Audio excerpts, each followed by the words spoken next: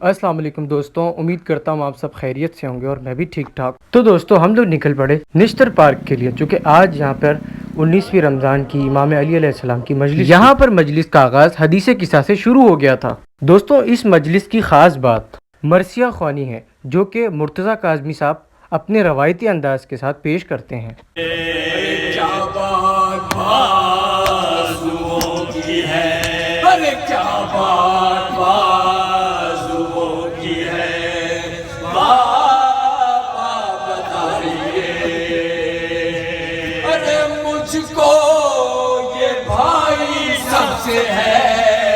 दोस्तों मरसिये के बाद मेरे भाई ने भी सलाम पेश किया इमाम की बारगाह में और अपने कीदे का शेर पेश कर रहा हूं। बता रहे कि अली के नाम का नारा लगा कर चेहरे पढ़ पढ़ कर मिलके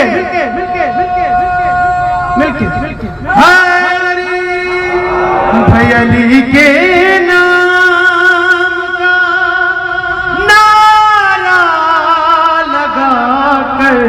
चेहरे पढ़ पढ़ कर सरे मजलिस नसबना में सुनाए। दोस्तों इसके बाद अल्लामा माजिद रजा माजिद भी मिंबर पे जलवा अफरोज हो गए थे। हुज्जत हो, कौन कौन है जो मेरा साथ दे रहा है, कौन किस किस के जुम्मे पहुंचे कि अबू तालिब को हुक्म ही नहीं था कि तुम बताओ कि तुम इस दौर की हुज्जत हो, तुम इस दौर के वसी हो। हुक्म ही नहीं था, हुक्म ही नहीं था। इसलिए अबू तालिब सबके सामने से जा रहे थे, आ रहे थे, किसी को पता ही नहीं था कि ये इस दौर का नबी है, किसी को पता ही नहीं था ये इस दौर का वसी है, किसी को पता ही नहीं था कि ये इस दौर का हुज्जत है। इसलिए अब समझ में आया हुज्जत सामने होता है, लेकिन जब मनसब को छुपाता है तो इसी को तो गैब कहा जाता है।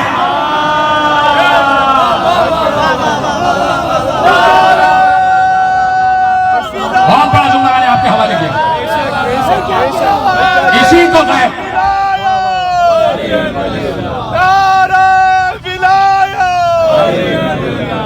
इसी को गैब कहा जाता है कि साहिब मनसब मौजूद है। दोस्तों यहाँ पर माजिद रजा माजिद अल्लामा साहब ने बेहतरीन किस्म की मजलिस पढ़ी और अपने मजलिस अपने अख्ताम पर पहुंची।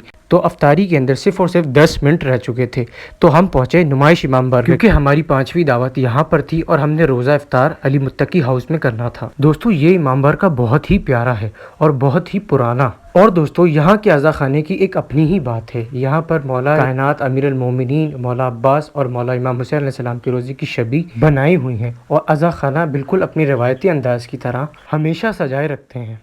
दोस्तों इस अज़ा खाने के अंदर हर मशहूर व मारूफ अल्लामा नोहा खान और मरसिया खान पढ़ते हैं और यहाँ पर 8 मुहर्रम के दिन बहुत बड़ी मजलिस बर्पा होती है कि जिससे आयतुल्लाह अकीलुल गरवी साहब खिताब फरमाते हैं। तो दोस्तों आखिरकार अजान हो ही गई थी और हमने नमाज पढ़ी।